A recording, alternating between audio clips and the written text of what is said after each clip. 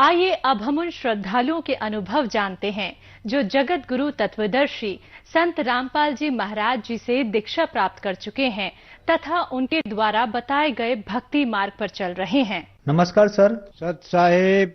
Sir क्या नाम है आपका? सतपाल पांचाल। सतपाल जी आप कहाँ से हैं? कृष्ण बिहार दिल्ली से जी। सर संत रामपाल जी महाराज से नाम दीक्षा आपने कब ली? 14 जून 2010 में जी। सर संत रामपाल जी महाराज से नाम दीक्षा लेने से पहले क्या आप कोई भक्ति साधना भी करते थे? सर जी मैंने सुना था कि खेकड़ा में परमात्मा संत घिसादास को मिले हैं, तो मैं उसी तलाश में लग गया कि हाँ परमात्मा मिलता है, मैं भी परमात्मा से मिलना चाहता हूँ। ऐसे परमात्मा की तलाश में गुरु बनाता रहा जी। तो मैंने राजेंद्र सिंह महाराज की शरण में गया, वहाँ भी ठीक ज्ञान नहीं मिला। उनके बाद आशुतोष जी महाराज की शरण में गया, वहाँ भी ज्ञान ठीक नहीं मिला। के बाद धन सतगुरु लोग के यहाँ गया, वहाँ भी ज्ञान ठीक नहीं मिला। उनके बाद व्यास राधा स्वामी में गया जी, वहाँ भी ठीक ज्ञान नहीं मिला। 15 साल तक बहुत गुरुओं की शरण में गया, बाकी परमात्मा ज्ञान ठीक से कहीं मिल नहीं पाया। सर आप आशुतोष जी महाराज, राजेंद्र सिंह जी, गुरमीत राम रहीम सिंह जी और राधा स्वामी पंथ में भी गए और भी गुरु आपने बनाए, लेकिन ना तो आपको परमात्मा मिला ना ही आपकी परेशानियां ठीक हुई। तो फिर आप संत रामपाल जी महाराज की शरण में कैसे आए? संत रामपाल जी महाराज की शरण में ऐसे आज ही मैं आशुतोष जी महाराज के सत्संग में जा रहा था और रास्ते में संत रामपाल जी महाराज का सत्संग हो रहा था, तो उनका ज्ञान सुनने के लिए मैं वहाँ सत्संग में बैठ गया। तो जब महाराज जी ने धर्म शास्त्र दिखाए और परमात्मा के विषय में जानकारी दी कि परमात्मा पूर्ण परमात्मा कबीर साहब हैं, तब हमको पता लगा कि पूर्ण परमात्मा कबीर साहब हैं। तब हम 2004 में फिर मैंने संत रामपाल जी महाराज से नाम दीक्षा ली। नाम लेने के बाद फिर महाराज जी दर्शन दे रहे, महाराज जी के चरणों में गया, फिर मेरे को वहाँ चरण सेवा मिली। परमात्मा ने बोला बेटे डगमग नहीं होना, भक्ति पर लगे रहना। भटकी हुई आत्मा, तुमने पता नहीं कितने गुरु की शरण में गए, कितने गुरु बनाए, कितना ज्ञान सुना, पर यहाँ आने के आपकी तृप्ति होगी और आप भक्ति में अडिंग लगे रहना, डगमग नहीं होना। सर आप 15 साल तक बहुत सारे गुरुओं की शरण में गए, फिर आप श्री संत रामपाल जी महाराज की शरण में आए, तो सर आपको आशुतोष जी महाराज, राजेंद्र सिंह जी, गुरमीत राम रहीम सिंह जी और राधा स्वामी पंथ के पंथों में और संत रामपाल जी महाराज के पंथ में क्या भिन्नता नजर आई? सर जी बहुत गुरुओं की शरण में गया, बाकी परमात्मा ज्ञान ठीक से कहीं मिल नहीं पाया। वहाँ पे जितना भी ज्ञान है वो सब ज्ञान मौखिक बताया जाता है। अपनी बनाई हुई किताब, अपनी बनाई हुई पुस्तक, अपना बनाया हुआ ज्ञान अपनी लिख दी उन्होंने कि चाहे रेल भर लो, पर उनका ज्ञान, उनकी बात खत्म नहीं होती। परमात्मा के विषय में संत रामपाल जी महाराज ने सभी धर्म शास्त्रों में प्रूफ कर दिया, प्रमाणित कर दिया कि वो पूर्ण परमात्मा, पूर्ण ब्रह्म, परम पिता परमात्मा, सृष्टि का रचयिता, आल कंट्रोलर, करनहार, करतार, परवरदिगार, अल्लाह अकबर, वो ना विकार है, नर आकार है, सह शरीर है, उसका नाम कबीर है। सभी धर्म शास्त्रों में संत रामपाल जी महाराज ने लिखा हुआ प्रूफ करा कि परमात्मा कबीर साहब हैं। सर बहुत सारे गुरुओं के पास भटकने के बाद, संत रामपाल जी महाराज की शरण में आने के बाद आपको परमात्मा मिले, तो फिर परमात्मा मिलने के बाद क्या आपको लाभ भी प्राप्त हुए? परमात्मा मिलने के बाद मेरे को ये लाभ हुआ जी। एक बार मैं अपने कृष्ण बिहार गुरुद्वारे में मैं काम कर रहा था, 20 फुट ऊंचाई पे पैड़ बंधी हुई थी और वहां पे मतलब पैड़ टूट गई और मैं ऊपर से गिरा, गिरते मेरा पैर टूट गया। पैर टूट गया तो मैं चलने में, काम करने में असमर्थ रहा। चोट लगते ही मैंने परमात्मा से प्रार्थना करी, परमात्मा गुरुदेव संत रामपाल जी महाराज मेरे को चोट लग गई, पीछे परिवार खाने वाला है और कैसे गुजर बसर होगी। परमात्मा ने ऐसी दया मेहर करी कि 1 साल तक किसी बात की कोई कमी नहीं रही और सब बातों की मौज रही, पैर भी ठीक हो गया जी। और मैं क्या नाम से पहले बीड़ी बहुत पीता था जी, सभी संतों की शरण में गया, बहुत गुरु बनाए, सबको बोला भाई मेरे को एक ऐब लगा हुआ है और ये ऐब किसी तरह छूट जा तो बहुत बढ़िया बात होगी। बाकी मेरा बीड़ी का है वो किसी भी संत से, किसी भी गुरु से छूट नहीं पाया। पर जब मेरे को पता लगा भाई संत रामपाल जी महाराज की शरण में जाने से सारे सुख मिलते हैं, सारे ऐब छूट जाते हैं, सारी बीमारी दूर हो जाती हैं, जिस दिन से संत रामपाल जी महाराज की शरण में जाने के लिए घर से चला और बीड़ी बाहर निकाल के रख दी, उसी दिन से बीड़ी छूट गई। उसके बाद मैंने बीड़ी को हाथ नहीं लगा। हमारी भगतमती को रसोली थी, रसोली, तो हमने बहुत उनका इलाज करा, बहुत देखभाल करवाई इधर उधर अस्पतालों में। अब जहां भी जाते थे वहीं यही कहते थे कि ऑपरेशन होगा जी, ऑपरेशन होगा। अब हम गरीब आदमी तो ऑपरेशन के लिए पूछते थे पहले ही, भाई कितना खर्चा आएगा।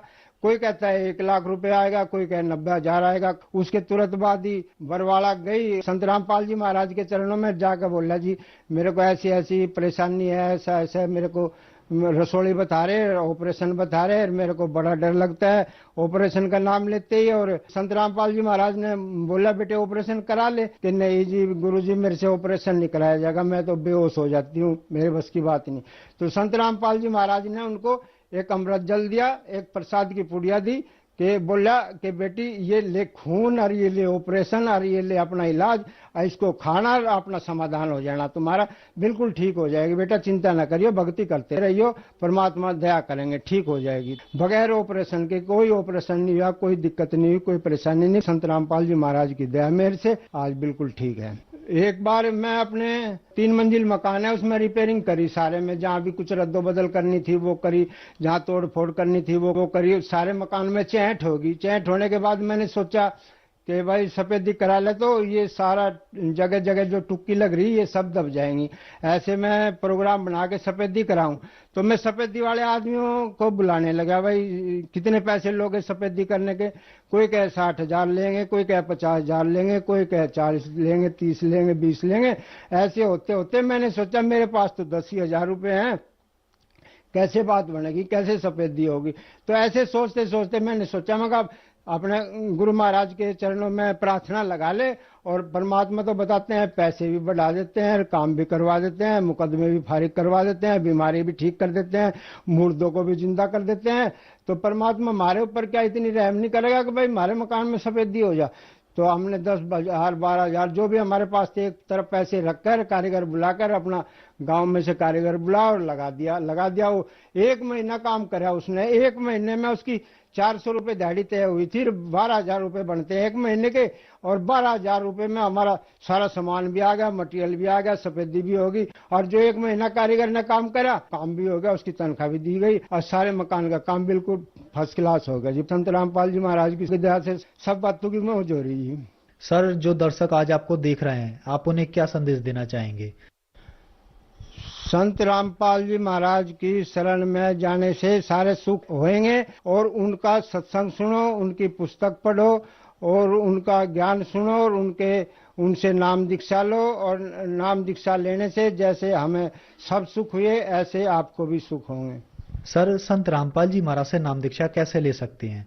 संत रामपाल जी महाराज से नाम दीक्षा टीवी पे सत्संग आते हैं जी, नीचे एक पट्टी चलती है, उस पट्टी में फोन नंबर होते हैं।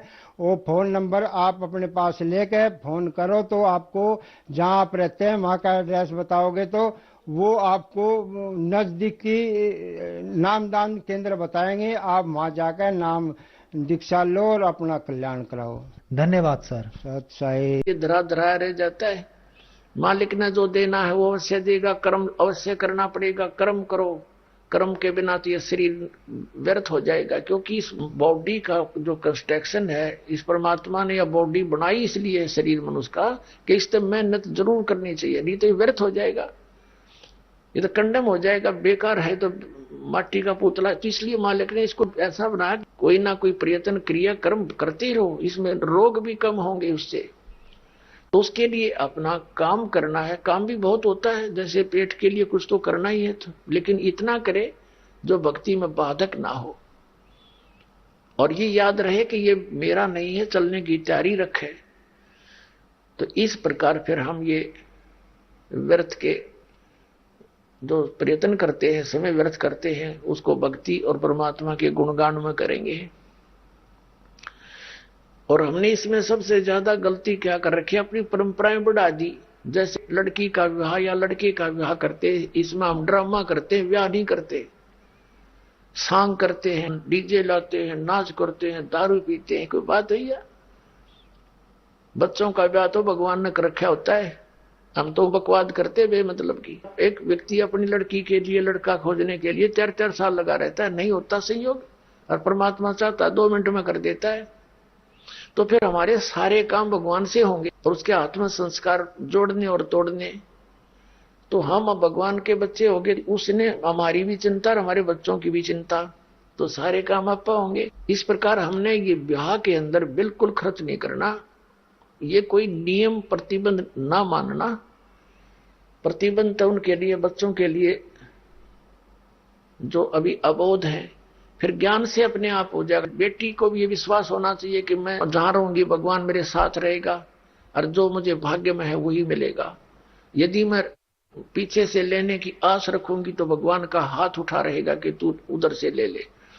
तो अब एक पिता अपनी पुत्री को कितना दे सकता है? क्या आजीवन का खर्चा दे सकता है? वो सपने में नहीं दे सकता, पुत्र का नहीं दे सकता, बेटी तो बहुत दूर की बात है। तो अपनी बेटी को ये विश्वास दृढ़ करे, ये ज्ञान समझावे कि बेटा भगवान साथ है तो सब कुछ साथ है तेरे, कोई काम नहीं रहेगा, किसी चीज की अभाव नहीं रहेगा, ये सत्कर मान ले। और फिर ये ऋण, एक दूसरे का ऋण मुद्दता हम किसी से लेते हैं तो उसका संस्कार हमारे साथ आ गया, फिर उसको देने के लिए फिर वापस यहां मरना पड़ेगा, खपना पड़ेगा। अब कोई रिश्वत लेता है, अब बालक है वो अनजान, उसको पता नहीं तू क्या जुल्म करने जा रहा, कितना अपने वजन सिर पे रख लिया। आज की रिश्वत लेता है 10,000 20,000 ले ली और खा पी फुर कर दिया, और वो पाप न्यू का न्यू रहेगा, उसका देन कर्जा न्यू का न्यू। अगले जन्म में मंडी में बैल बनेगा और उसमें रेड़ी में जोड़ा जाएगा, और इतना ऊंचा लाद का उसके ऊपर बोरे, और वो जिसके 20,000 ले रहा था वो 1 लाख बन जाएंगे इतने, और उसका ऊपर खुद बैठेगा और नीचा लगा तो बैल के लठ मारेगा। वो अधिकारी वहां बैल बनकर पूरे कर रहा होगा। ये सत्कर मान लेना, ये विधान है भगवान का। जिस दिन हम इतने सियाने हो जाएंगे, ये विश्वास हो जाएगा कि सचमुच ऐसा है, तो फिर हम इस विष को नहीं खाएंगे। ऐसा हम गलती नहीं कर सकते। परमात्मा कहते हैं तुमने उस दरगाह का मैल नहीं देखा और धर्मराज के तिल तिल का लेखा। एक एक पाई का हिसाब है वहां पर, एक एक नए पैसे का हिसाब भगवान के दरबार में। इस बात से परिचित बच्चा फिर कभी इस पंगे में पांदे को ना, इस लफड़े में नहीं पड़ेगा और उसको डर लगेगा। और फिर कि देखो कितना प्यार बढ़ेगा। इब जैसे त्योहार आते हैं, कोई बात हुई, वो व्रत के खर्चे जोगले इतने चले जाने पड़ेंगे, सूट लड़की के, तीज आएगी और उसमें फिर मिठाई आइटम से बना करके इतने तो पहुंचाने पड़ेंगे। वो इधर भाग रहा है, वो इधर भाग रहा है। 100 रुपये का और मेरे ख्याल में 200 रुपये का खर्चा किराए का, और वो कपड़े भी मतलब कि वो काम आवे नहीं। तो इस तरह की जो हमने ये परंपराएं बना रखी हैं, ये खत्म करनी पड़ेंगी। लड़की के फिर भात आता है, भात के अंदर जिस बेटी के भाई नहीं है, जिस बहन के, अब वो कमरों में बड़बड़ होती है, और भात के सांग होया बताइयो कोई तो कोई आई। एक ब्याह घर क्या का शुरू हो जाता है, एक बेटी का छोरी का बड़का का हो रहा है, एक घरवाना का शुरू हो गया, बात खातिर चारी करेंगे, 3-4 भाई हैं तो इतने दे, तो इतने दे, इकट्ठे करो फिर न जाएंगे, कोई बात है या। तो इस तरह की जो परंपराएं हैं ये हमारी भक्ति बाधक है, और जिन ने ये नाम लेना है, भक्ति करनी, उनके लिए ये कंपलसरी है। बाकी समाज कुछ करो, उसके लिए हमने कोई लेना देना नहीं। फिर जैसे ये त्योहार आते हैं रक्षाबंधन का, अब देख हम कहां पहुंच गए। रक्षा कौन करेगा? भगवान करेगा रक्षा। तो रक्षाबंधन हमने भगवान का करना चाहिए ताकि हमारी रक्षा करे। हम जाओ अपने भाई का रक्षा का सूत्र बांधना, हमारी रक्षा करेगा भाई। अब रक्षा रुक्षा उद्देश्य ना रह रहा कि देगा भाई, ये उद्देश्य लेकर जाती है बहने। ये कोई बात हुई? कहां ले जा छोड़ा। एक बहन कह रही थी कि आपका ज्ञान प्राप्त होने के बाद यह बात सच्ची लगने लगी मुझे। मैं अपने घर गई हुई थी रक्षा बंधन के दिन, अपने भाई का रक्षा बंधन, रक्षा सूत्र। उद्देश्य तो बच्चों पढ़े लिखे पता लगेगा, हम पढ़ते थे भी, ये भाई मेरी रक्षा करिए इसलिए धागा बांधती हूं। तो मैं इंतजार कर रही थी, भाई बाजार गया था और उसकी दुर्घटना होगी।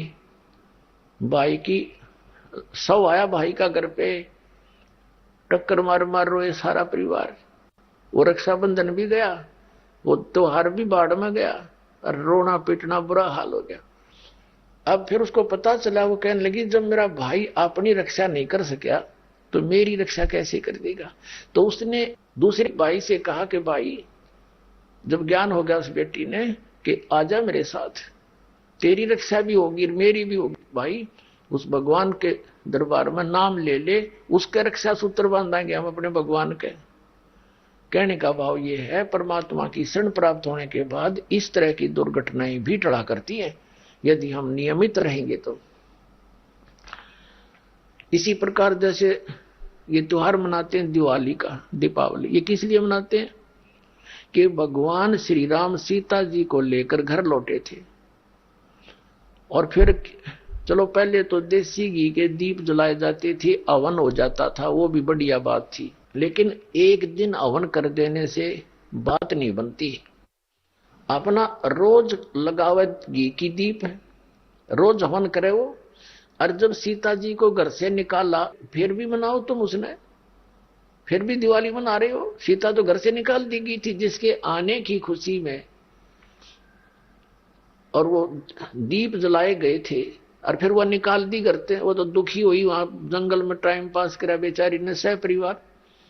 और श्री राम घर पे, परिवार उसका जंगल में, चाहे राजा के कुछ भी बना रहो, एक छोटे से नगर का राजा, अयोध्या का राजा था, चाहे राष्ट्रपति बने जाए पूरी पृथ्वी का, जिसका परिवार कहीं रात कहीं वो जीव सुखी हो सकता है, और फिर भी दिवाली मनावें और दीप जलावें। तो इस तरह की जो क्रियाएं हैं ये परंपरा है, तो सूझबूझ का कार्य नहीं है।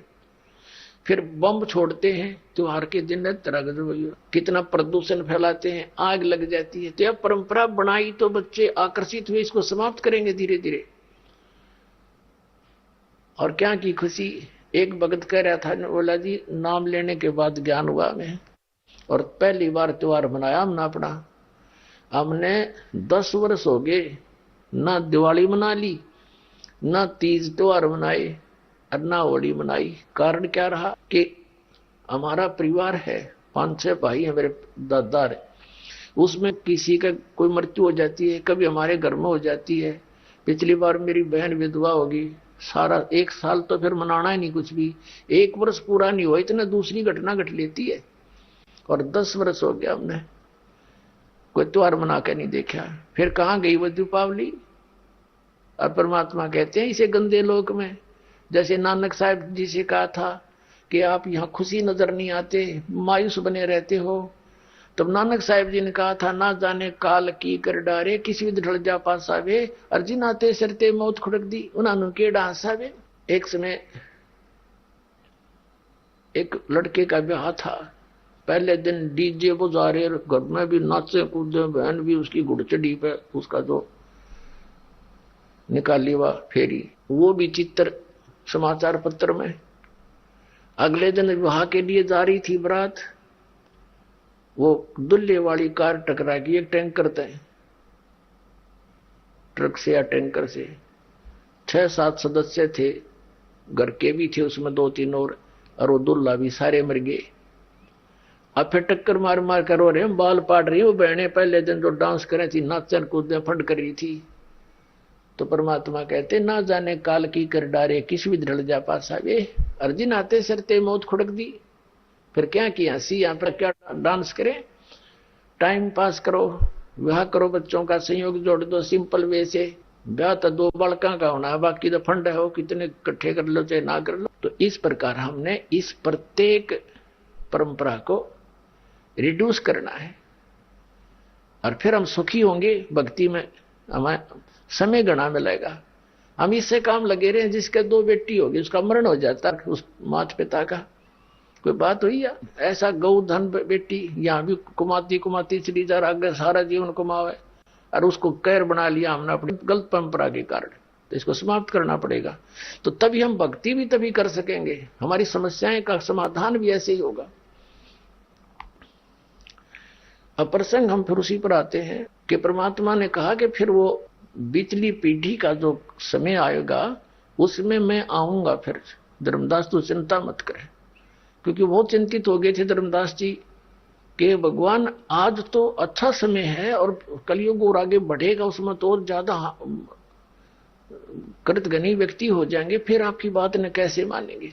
तो परमात्मा ने कहा था मैं मना लूंगा, ऐसा ज्ञान दूंगा कि उनके हृदय में समा होगा, और फिर एक बार दोबारा सतयुग जैसा माहौल हो जाएगा। राग द्वेष खत्म, माया की दौड़ खत्म, सारा सबके हाथ में माला, चाहे कोई खेत में, चाहे मजदूर है, चाहे घर पे है, मंत्र करेंगे। आजकल ऐसे इंस्ट्रूमेंट बना दिए परमात्मा ने, ये मोबाइल तक डाल दिए जेब में, मोबाइल ना तो एक और चला दी जिसमें एक चिप डाल लिया, अपना सारा दिन बोले तो वो आली की भी जेब में, पाली की भी जेब में, मजदूर किसान दुकानदार की जेब में रहेगा। मंत्र चल रहे हैं, दूसरे को पता नहीं क्या सुन रहा है। ये काम आया तो ठीक है, बंद कर दिया, अपना काम करा, फिर चालू कर दिया। और किसान मजदूर को तो चाहे कान में लाए रहा। दास का जन्म किसान परिवार में हुआ। हमने देखा पाली जाते थे, वो कितो खड़े होकर अग्नि गान लग जाते, नो कान बहादुर के और कोई काम नहीं, कोई कुछ गा रहा है, कोई कुछ गा रहा है। हाली है वो भी अपना हाल के साथ साथ फिल्मी गाने बोल रहा है। तो फिर हम अपने भगवान की वाणी बोलिया करेंगे, यही सुना करेंगे, उससे बोया हुआ बीज भी अच्छा होगा। जहां भगवान की चर्चा सुनते सुनते, चलते चलते, श्रवण करते हुए बीज बोया जाएगा खेतों में हाली के द्वारा, तो उसके अंदर भी संस्कार होंगे और अच्छे खाने वाले में भी वो गुण प्रवेश होते हैं। वचन की इतनी शक्ति होती है। हम फिर वहीं आते हैं जहां से प्रारंभ हुआ था।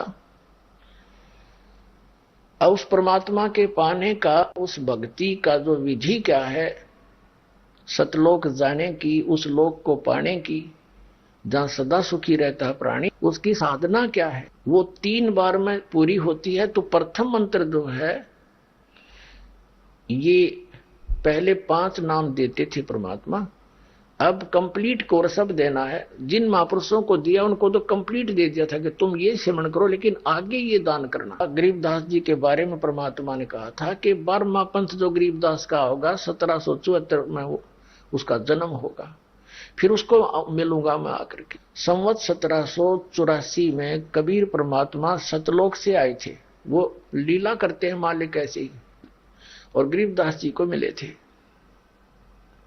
10 वर्ष के बालक थे गरीबदास साहिब, खेतों में पाली थे अपने गौओं के। तो वहां से परमात्मा उनको प्रथम मंत्र देकर गाय के दूध के द्वारा, वो पान का अर्थ होता है पेय पदार्थ के साथ में, दादू साहिब जी को दिया था एक पान के पत्ते पे अपने करमंडल से जल डालकर। और भी लीला है लेकिन वो बार बार बतानी समय नहीं इतना, तो उससे दिया था। गरीबदास जी को दूध के साथ दिया था। तो अब वो जो परवाना प्रथम है, वो पान परवाना यानी पेय पदार्थ के साथ दिया गया भक्ति का मंत्र, वो पान परवाना कहलाता है। दास आपको जो देता वचनामृत, वचन से उसको बना दिया जाता अमृत, और साथ में मिश्री, ये आपका और प्रथम मंत्र दिया जाता। अब ये 7 मंत्र का देना है। ये 7 मंत्र का क्यों देना है, ये कहां प्रमाण है? ये सूक्ष्म वेद के अंदर है। और वो सूक्ष्म वेद परमात्मा ने दोबारा वाणी गरीबदास जी के माध्यम से क्यों उजागर करवाई? क्योंकि उनको मालूम था कि ये काल के दूत कबीर पंथ में, कबीर पंथी कवा के उसमें फेरबदल कर देंगे। तो कबीर सागर में बहुत सारा इन्होंने कुछ परिवर्तन करने की चेष्टा की है, जिसने जो अनुकूल लगा वैसे ही फेरबदल कर दिया। तो उसकी पूर्ति कबीर परमेश्वर जी ने, परम अक्षर ब्रह्म ने, आदरणीय गरीबदास साहिब जी गांव छुड़ानी, जिला झज्जर, हरियाणा वाले के द्वारा कराई है। तो उसमें ब्रह्म वेदी के अंदर गरीबदास जी ने अपने ग्रंथ साहिब में, जो कि एक गोपाल दास नाम के दादूपंथी संत ने लिखा था और आदरणीय गरीबदास साहिब जी ने बोला था, तो उसमें कंप्लीट लिख रखा है। ये पूरे 7 मंत्र लिखे, और पूरा जो है गरीबदास का जो पंथ है इस मंत्र को कभी प्रयोग नहीं करता। वो क्या नाम देते? क्योंकि दास का निकास उस गरीबदास पंथ से ही है।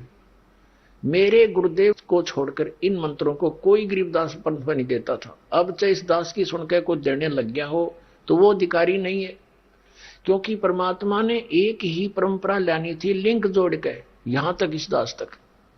तो मेरे जो गुरु जी के जो गुरु भाई थे,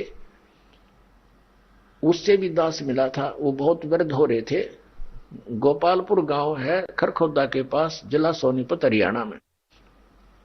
उस गोपालपुर गांव में गया था दास, तो वहां एक बहुत बुजुर्ग से थे। पता लगा था हमें कि हमारे गुरु जी के गुरु भाई है। उनसे बातचीत हुई, उनसे पूछा आप क्या मंत्र देते हो? वो कहते हैं, उनके शिष्य बैठे थे, उनसे पूछा कि ये देते हैं ओम भगवते वासुदेव नमः, और कीर्तन करते हैं ज्यादातर वाणी बोलकर कीर्तन करते हैं, ठीक है। फिर पूछा कि दूसरा एक मंत्र और भी देते हैं, वो केवल साधु संतों को देते हैं, जो जिनको वो संत बना देते हैं, कपड़े दे देते हैं लाल।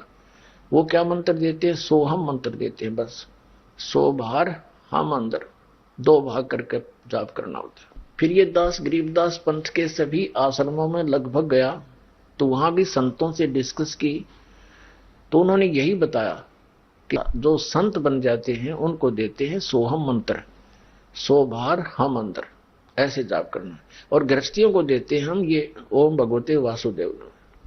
उन जिन्होंने उपदेश प्राप्त था उन्होंने भी बताया, क्योंकि फिर गुरु भाई एक पंथ के हो गया, आपस में डिस्कस कर लेते थे, बता देते थे। फिर उनसे दास डिस्कस करता था कि गरीबदास जी ने ऐसा ऐसा लिखा है कि सोहम ऊपर और है, सत सुकृत एक नाम, वो कौन सा? सोम के ऊपर कोई मंत्र है? कहते नहीं ऐसा कुछ नहीं, और कुछ बस इतना ही। हाँ भाई ठीक है। तो मेरे पूज्य गुरुदेव को, क्योंकि परमेश्वर कबीर साहब से गरीबदास जी को वे मंत्र दिए गए और उनको बता दिया था कि आगे नहीं बताना किसी को, लिखवा दे, सारे लिखवा दिए उन्होंने। तीनों मंत्र लिखवा रखे हैं, सारनाम भी, सतनाम भी और ये प्रथम मंत्र भी। तो उसके बाद फिर गरीबदास जी ने शीतलदास जी को, यह हमारी पूरी गुरु परंपरा है आपके, इसमें भक्ति बोध नामक एक पुस्तक है जो नित्यनेम की बना रखी, इसमें कंप्लीट लिखा हुआ है। परम पूज्य कबीर परमेश्वर जी से उपदेश प्राप्त हुआ आदरणीय गरीबदास साहिब जी को, और पूरा ज्ञान दोबारा मालिक ने, कबीर परमेश्वर जी ने अपना अध्यात्म कंप्लीट कोर्स और ज्ञान गरीबदास जी के द्वारा दोबारा प्रकट करवाया, उजागर करवाया। तो गरीबदास जी ने दिया संत श्री शीतलदास जी को। शीतलदास जी का आश्रम है गांव बराना, जिला झज्जर, पहले रोहतक था। और शीतलदास जी ने दिया संत ध्यानदास जी को, ध्यानदास जी ने दिया रामदास जी को, रामदास जी ने दिया संत ब्रह्मानंद जी को। अब ब्रह्मानंद जी से फिर आनंद शुरू हो गए सभी, जैसे इनका क्रोथा के अंदर एक छतरी है इनके नाम की। और फिर श्री ब्रह्मानंद जी से संत जुक्तानंद जी को मिला, संत जुक्तानंद जी से संत गंगेश्वरानंद जी को मिला। बाजितपुर दिल्ली में इनका आश्रम है।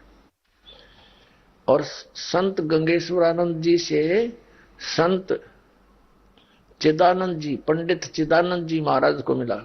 ये पंडित क्यों कहलाए चिदानंद जी? ये वैसे जाट कुल में जन्म था इनका, लेकिन ये काशी विद्यापीठ से पढ़कर 4 विषय के आचार्य बन गए थे, इसलिए पंडित चिदानंद नाम से जाने जाते। और श्री चिदानंद जी से मेरे पूज्य गुरुदेव जी संत रामदेवानंद जी को ये नाम मिला, उसने फिर इस दास को दिया। तो ये कड़ी बनी आई थी। केवल इस परंपरा में गरीबदास जी को कबीर साहब ने हिदायत दे दी थी कि केवल एक संत सिलेक्ट करना जो मैं संकेत करूंगा तुझे। तो उसी प्रकार शीतलदास जी को कंप्लीट कोर्स दिया था और उसको हिदायत दे दी थी कि आगे किसी को नहीं बताएगा, बस वाणी का पाठ और ये नित्यनेम बताते रहना, और कोई जपे तो पहला मंत्र देना, बस ऐसे ही चलता चलता आया था।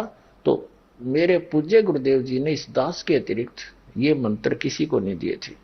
ये केवल पहला मंत्र देते थे, उसमें भी प्रथम मंत्र नहीं देते थे। 7 मंत्रों में से 6 देते थे, फर्स्ट नहीं देते थे। अब कारण क्या था? अब कोई ये सोचे कि क्या इनको मालूम नहीं था? इनको सब मालूम था, लेकिन आदेश परमात्मा का नहीं था। इन मंत्रों से मोक्ष तो नहीं हो सकता, लेकिन अन्य लाभ मनुष्य अधिक से अधिक मिलते रहे। अब ये मनुष्य जीवन मिलते रहे, तभी तो आप जी जो परमात्मा की खोज में लगे हो, ये पिछले मनुष्य से ही मनुष्य जीवन प्राप्त आपको, तभी तो इतनी अच्छी लगन है मालिक के प्रति। तो अब ये आपको ये नाम मिल जाएगा, कंप्लीट कोर्स, आपका कल्याण होगा। तो इसलिए छुपा कर रखना था। अब ये कंसेप्ट क्लियर किया जा रहा है कि परमात्मा के पाने की विधि कौन सी है, वो साधना क्या है। प्रथम मंत्र पान परवाना, इसमें अब 7 मंत्र हो गए हैं जो आपको दिए जाते हैं। और इनमें से 5 नाम देने के लिए कहा था अन्य को। तो धर्मदास जी ने अपने वंशजों को यही 5 नाम दिए थे। जो करने नो दीदार महल में प्यारा है एक शब्द है, उसके फर्स्ट में अभी आपको बताया था।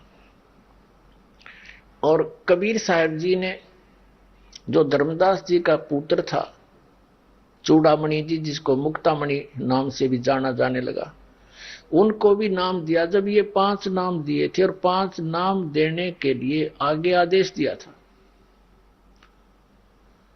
तो मुक्तामणि जी ने वो 5 नाम का ही उपदेश देना शुरू किया अपने वंशजों को, और भी कोई लेने आया उनको भी।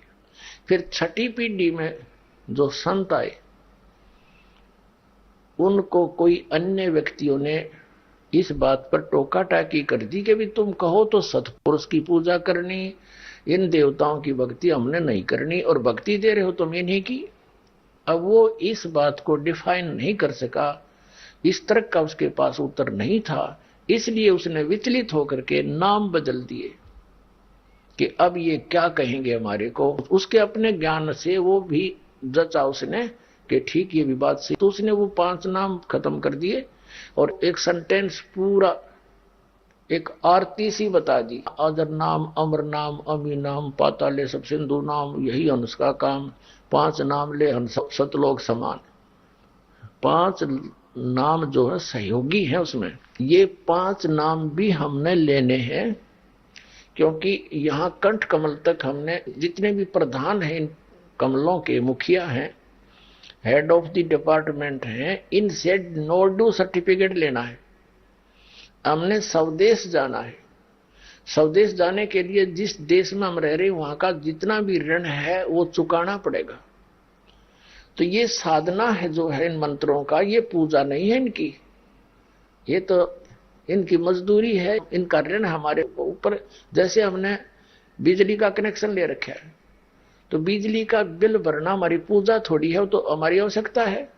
बिल भरेंगे तो वो लाइट चालू रखेंगे कनेक्शन, नहीं तो पावर काट देंगे। ऐसे टेलीफोन का बिल भरना है, वह पानी का बिल भरना है, और भी जैसे कोई गैस का कनेक्शन ले रखा है, तो इनके बिल हमने भरने पड़ेंगे, भरने चाहिए, करते हो है तभी हमें सुविधा मिलेंगी। तो इन ब्रह्मा विष्णु महेश के इन नामों की कमाई है, ये साधना है। इनकी मजदूरी करके इनको टैक्स देते रहेंगे तो ये हमें यहाँ की सुविधा देते रहेंगे, क्योंकि यहाँ की यही प्रधान है। और जब हम यहां से चलेंगे तो इनका कोई ऋण हमारे ऊपर नहीं रहेगा, ये हमें नो ड्यू सर्टिफिकेट देंगे कंठ कमल तक। और अब इसलिए देना है, ये 2 मंत्र और इसमें ऐड किए हैं कि हमने मोक्ष प्राप्ति करनी है। पहले केवल मनुष्य जीवन ही प्राप्त कराना था इस प्राणी को, ताकि यहां तक आ जाए, भक्ति की आस्था बनी रहे इसकी, और उनसे संसारिक लाभ इनको मिलते रहते हैं। तो फिर हम जब यहां पहुंच जाएंगे, कंठ कमल यहां है, वो कमल बैक में, तो यहां तक समझो मूल कमल में गणेश जी, फिर स्वाद कमल में ब्रह्मा और सावित्री जी, नाभि कमल में विष्णु और लक्ष्मी जी, हृदय कमल में पार्वती और शिव जी, और कंठ कमल में श्री देवी दुर्गा जी। तो यहां तक जो इन 5 नामों का मंत्र की कमाई आपको यहां से बरी करावेगी, वहां तक आपको फ्री कर देगी। जब आप संसार छोड़कर चलोगे तब पता लगेगा इसका। तो जब आप चलोगे तो अपने आप आपके नो ड्यू सर्टिफिकेट होंगे, आपका पासपोर्ट होगा, क्योंकि आप लोग देश से ले रखा है सतनाम का। तो सतनाम जो 2 अक्षर का है, गीता जी अध्याय नंबर 17 के श्लोक नंबर 23 में ओम तत्सत इति निर्देश है ब्रह्मण त्रिवेद समर्थ है। अब सतनाम का काम शुरू होगा जब हम कंठ कमल से आगे चलेंगे, त्रिकुटी पर पहुंचेंगे। त्रिकुटी इज द इंटरनेशनल एयरपोर्ट। त्रिकुटी अंतरराष्ट्रीय हवाई अड्डा समझ लो यहाँ के लोग का। तो त्रिकुटी पर जाकर के जिसने भी जहां जाना होता है, जिस भी इष्ट की पूजा कर रखी है, जिसने साधना कर रखी है, वहां से फिर वहीं जाएगा, वहां से कोई फेरबदल नहीं होगी उसकी। तो त्रिकुटी पर जाकर जैसे गीता अध्याय नंबर 18 के श्लोक नंबर 66 में कहा कि सर्वधर्मान परित्यज्य एकम शरणं व्रज अहम तवा सर्व पापे विमोक्ष्यामि मा शुच। अब ये गीता ज्ञानदाता कहता है कि अर्जुन तो मेरे सत्र की जो पूजाएं हैं वो कौन कौन सी पूजाएं इसकी, एक तो ओम नाम की, एक 5 यज्ञ करते हैं हम। एक यज्ञ है धर्म की, जैसे यहाँ भंडारे चलते हैं, आप दान करते हो, उसका सब बहन भाइयों को भंडारा किया जाता है। दुखी प्राणी आते हैं, भगवान की अच्छी आत्मा यहाँ आती है, तो इनको खिलाया हुआ अन्न दान भोजन बहुत लाभ देता है। वैसे तो भोजन राह चलते व्यक्ति को कोई भी द्वार पा जा, चाय पानी भोजन दूध अवश्य कोशिश करे पिलाने खिलाने की, उससे भी पुण्य होता है। लेकिन ये अलग पुण्य है। जैसे एक तो पशु पालते हम, एक तो गाय है बगैर दूध वाली, वो भी कोई बुरी नहीं है, तो और एक दूध वाली, तो दूध वाली को हम अलग से आहार देते हैं, तो उसको आहार जो देते हैं वो बेनिफिट देती है, दूध देती है, और आहार हम दूसरी को भी खिलाते हैं, वो कुछ नहीं दे पाती। तो इस प्रकार हमने ये समझ लो कि जो संत भक्तों को खिलाया जाता है तो उसका प्रतिफल मिलता है शीघ्र, ऐसा समझो। तो ये धर्म यज्ञ है। अब लाभ तो उनसे भी होता है जो आम प्राणी को हम भोजन कराते हैं, आने वाले को, वो भी बहुत पुण्य है। भूखा भोजन देते हैं, पहुंचेंगे भगवान, उसका भी पुण्य है। तो कहने का भाव यह है कि एक तो धर्म यज्ञ, ये भंडारे करते हैं हम अपने यहाँ विधिवत, गुरु बिन माला फेरते, गुरु बिन देते दान, गुरु बिन दोनों निष्फल है, चाहे पूछो वेद पुराण। तो इसमें सबसे पहला गुरु होना चाहिए, सतगुरु कहो चाहे गुरु कहो। ये जिनके इनकम्प्लीट नॉलेज है इसलिए सतगुरु कहना पड़ा उसी को, वैसे गुरु शब्द पर्याप्त है। तो गुरु होना अनिवार्य है, और गुरु भी पूर्ण हो। अब गुरु की पहचान यह अलग विषय बनेगा। गरीबदास जी ने बताया है सतगुरु गुरु की क्या पहचान होती है। कहते सतगुरु के लक्षण कहूं, मधुरे बैन विनोद, और 4 वेद 60 शास्त्र, वो कहे 18 बोध। यानी वो कंप्लीट नॉलेज, स्पिरिचुअल नॉलेज रखता है, वो संपूर्ण अध्यात्म मार्ग ज्ञान रखता है, वो सभी वेदों गीता पुराणों का ज्ञान रखता है, वो सतगुरु समझ लेना। ये तो फर्स्ट पहचान है उसकी। और दूसरी पहचान गीता जी अध्याय नंबर 15 के श्लोक नंबर 1 में कही है कि उल्टा लटके संसार रूपी वृक्ष को जो कंप्लीट विभागों सहित बताता है, सवेदवित, वो तत्वदर्शी संत है। जैसे परमेश्वर ने स्वयं ये ज्ञान बताया था 600 वर्ष पहले, तो ये तो है तत्व ज्ञान, और उसको जो जानता है वो सतगुरु है। परमेश्वर ने बताया था कि अक्षर पुरुष एक पेड़ है, निरंजन वाकी यानी सरपुरुष वाकी डार, और तीनों देवा शाखा है, ये 5 रूप संसार। परमात्मा ने स्वयं बता रखा है सच्चिदानंद घन की वाणी को, और उसके अनुसार शास्त्र अनुसार जो ज्ञान देता है वो सतगुरु है। तो वो ज्ञान इस दास को प्राप्त हुआ। इस दास ने 1994 से इसको बताना शुरू कर रखा है, जब से आदेश हुआ था इस नाम के और ज्ञान के देने का। ये सतगुरु की पहचान बताई है कि उल्टे लटके हुए संसार रूपी वृक्ष को जो बता देगा वो तत्वदर्शी संत होगा। जैसे गीता जी अध्याय नंबर 15 के श्लोक नंबर 16-17 में 3 पुरुष हैं। पुरुष माने परमात्मा, प्रभु, ब्रह्म, राम, 3 राम है। एक सरपुरुष, ये नासवान ब्रह्म है। अक्षर पुरुष, ये 7 संख ब्रह्मांड का मालिक, जिसको परब्रह्म कहते हैं। पार ब्रह्म अलग है, परब्रह्म अलग है। पार ब्रह्म तो है पूर्ण परमात्मा, और परब्रह्म नेक्स्ट परमात्मा, नेक्स्ट पर माने दूसरा, जैसे दादा और परदादा। 3 पुरुष है उसमें। गीता अध्याय नंबर 15 के श्लोक नंबर 16 और 17 में। 16 में 2 पुरुषों की जानकारी है, सरपुरुष और अक्षर पुरुष। इनके विषय में कहा कि ये भी और इनके अंतर्गत जितने प्राणी हैं ये सभी नासवान है। जीवात्मा तो किसी की भी नहीं मरती, वो तो कुत्ते गधे की, मच्छर माखी की, किसी की नहीं मरती। उस दृष्टिकोण से बताया कि ये नासवान है, सरपुरुष भी और अक्षर पुरुष भी। और फिर 17वें श्लोक में बताया है 15वें अध्याय के गीता जी में कि उत्तम पुरुष है तो अन्य, वो परमात्मा इति उदाहरते।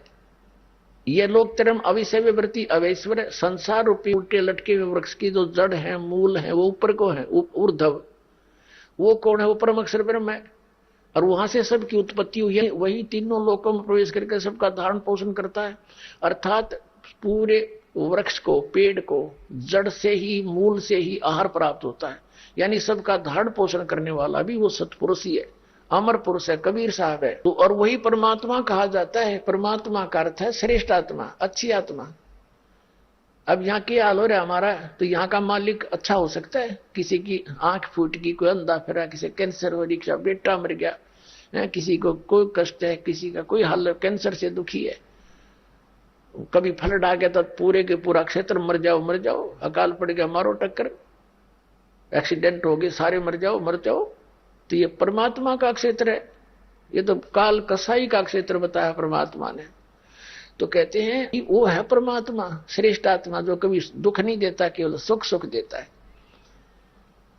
और वही तीनों लोकों प्रवेश करके सबका धारण पोषण करता है। अब जो प्रसंग चल रहा है कि उस प्रथम सत्र का जो दीक्षा मंत्र दिया जाता है फर्स्ट टाइम, उसके पश्चात हमें सतनाम की आवश्यकता पड़ेगी। सत्रकुटी पर सतनाम 2 अक्षर के मंत्र के नाम की कमाई काम करेगी। एक पहला संत हमने देखा है जो न्यू कह है नाम की कमाई नहीं करनी चाहिए, और वो यहां तक कहता है कि जो ये कहता है ना नाम की कमाई कर, तू कुछ कर, दान कर, यज्ञ कर, धर्म कर, कहते वो पाखंडी है।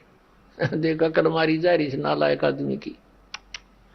मतलब ऐसे व्यक्तियों को हम संत कह सकते हैं? बट्ठा लग रहा है, नास्तिक बनावे, क्योंकि गुरु पार कर देगा बस।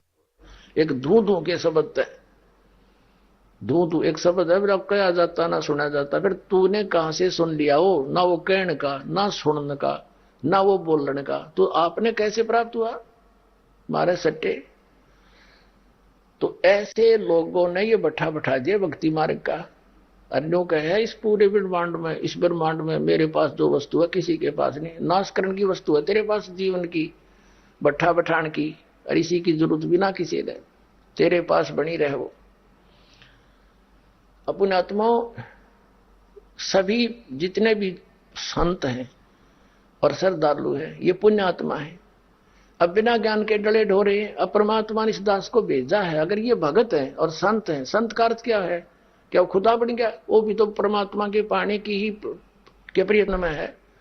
अगर भगवान नहीं मिला तो ये कहते हैं उस साहिब के दरबार में उल्टे लटके ये संत और महंत गधा बना फिरेगा, फिर कहां जाएगी? या फिर इसकी जो आज बना बैठा है ये प्रभु। अब दास जो आपको बता रहा है ये 5 यज्ञ करनी होती है। यज्ञों का जो चल रहा था, 5 यज्ञ है। एक यज्ञ धर्म की, दूसरी यज्ञ ध्यान।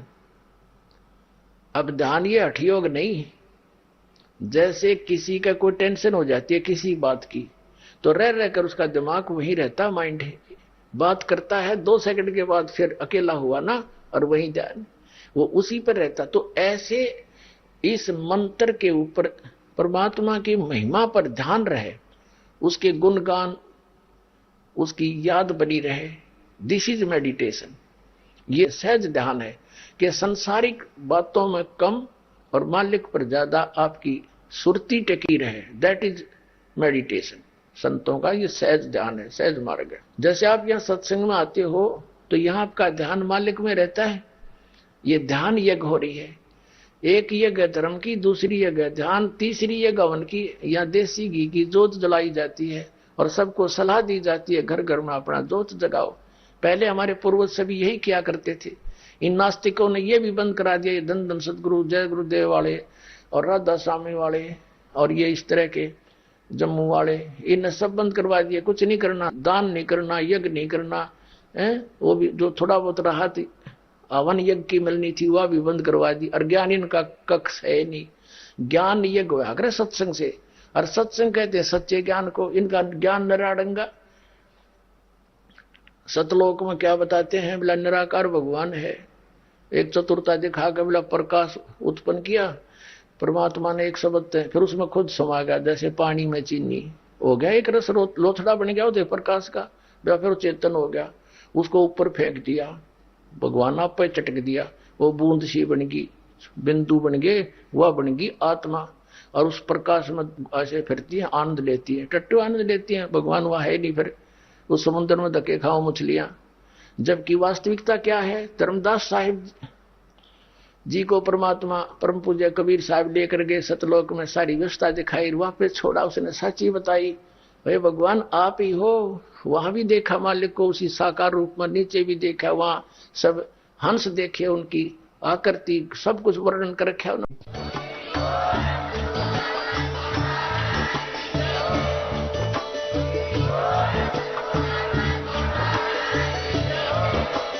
आप सुन रहे थे जगत गुरु तत्वदर्शी संत रामपाल जी महाराज जी के मंगल प्रवचन। अधिक जानकारी के लिए विजिट कीजिए हमारी वेबसाइट www.jagatgururampalji.org।